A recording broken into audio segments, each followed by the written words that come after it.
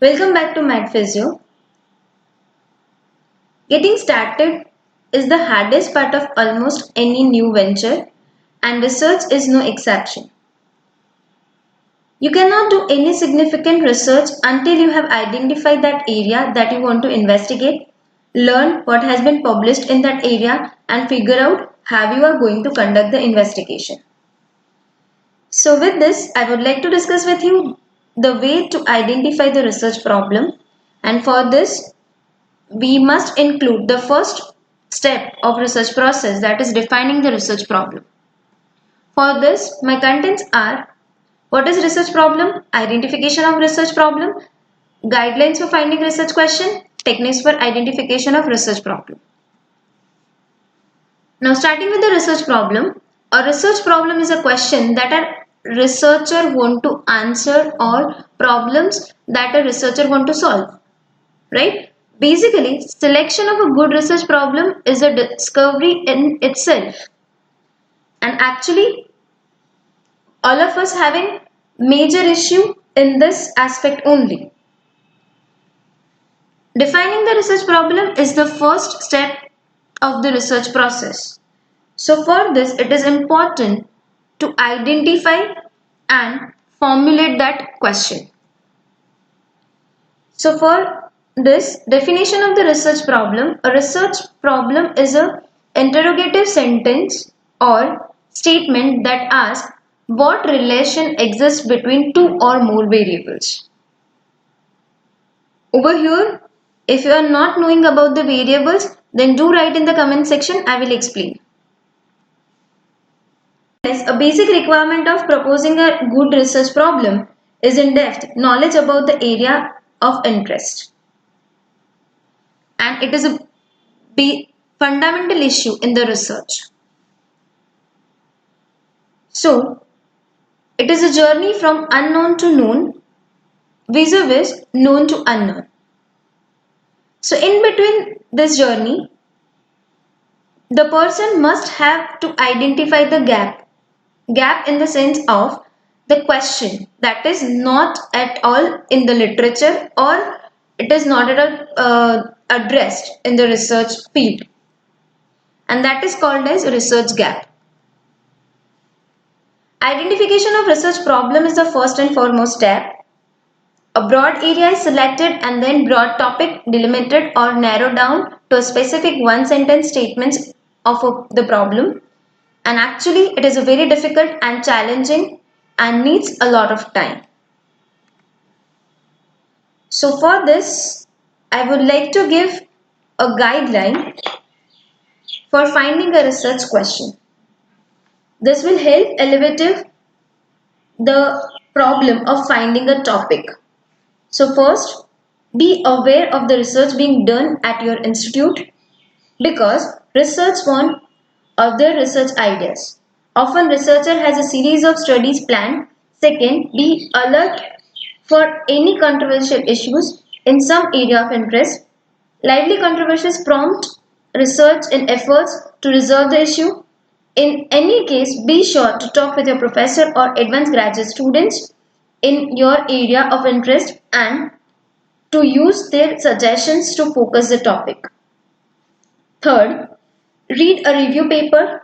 From there, read several research studies in the reference list and locate other current research paper on the topic. So that is cross-reference checking.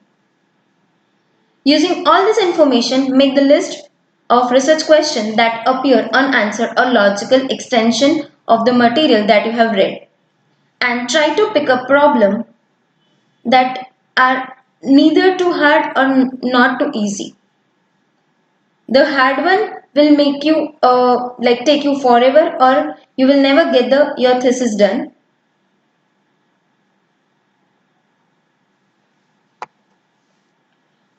Next is evaluation of selecting a problem. So for this, Macaulay 1930 gives a practical evaluation selecting a problem. In this, the set of questions that you have to address for your research topic. So in this, Is the problem is relevant to research? Does it interest to you? Does it possess unity? Is it worthwhile? Is it feasible? Is it timely? Can you attack the problem without prejudice? Are you prepared in techniques to address the problem? Basically, these questions are meant making the mind of the researcher for the further research step. And for identification of the research problem, there are several techniques. In this, two techniques are majorly important and that must be used. First is inductive reasoning and second is deductive reasoning. Inductive reasoning is from observation you have to make the hypothesis. From hypothesis there should be consideration into your general practice and that should be simultaneously with the general explanation you have to reach to the theory. So that explains the basic inductive reasoning. For deductive reasoning, it is totally opposite of inductive. For that, the theory is given. From that, you have to make the postulations and you have to replicate the results lead to formation of law and from that you have to make the hypothesis. In this, it is actually needed to compare with the reality.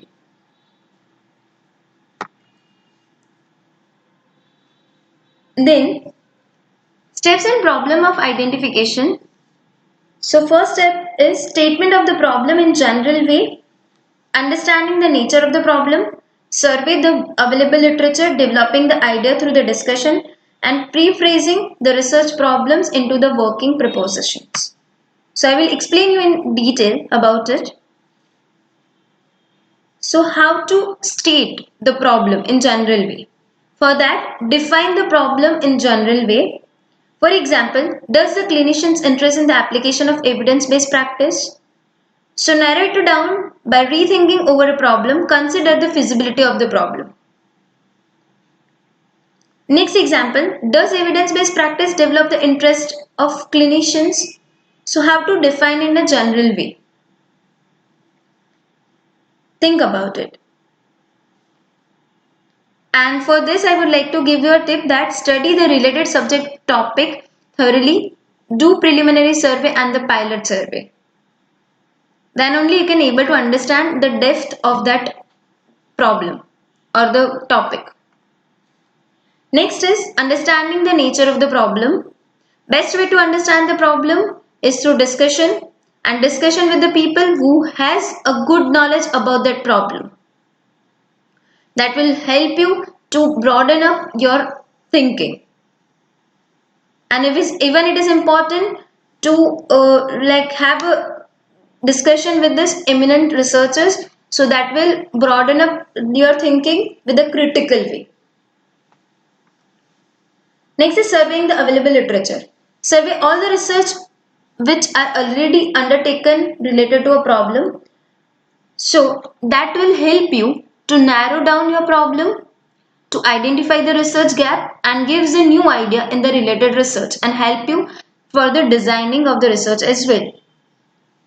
That can be best done by reading the research papers. And all the steps I have given in my previous lectures. Developing the ideas through the discussion. Discussion is the best way produce useful information. Various new ideas can be developed through such an exercise. Researcher must discuss his or her problem with his or her colleagues and other who have enough experience in that same area or in working on similar problems. This is known as experience survey. Benefits of this is confine the specific problem, generate the approach to the problem through a technique and possible solutions can be made out. After that, from this topics, you have to rephrasing the research problem into working propositions. Rephrasing the research problem into operational terms. In this initially research question, why is the pain more common in the rural population in the India? Right? So after the problem has understood, with the several discussions and available literature has taken place, and the discussion over the problem has taken place and the questions has rephrased. So rephrase research question is what factors are responsible for the knee pain in elderly rural population comparing with the urban population of the India, right? Basically the meaning from the initial question and the rephrasing both are the same, but after the discussion they have over here I have included that rural population, right, of the India, but in that which are the factors. So why the knee pain is common, in that the factors are the major responsibilities. So by this way you can rephrase. Finally, the last tip is a problem well defined is a problem half solved. Thank you for listening. Like, share and subscribe to my channel. Keep social distancing. Stay safe.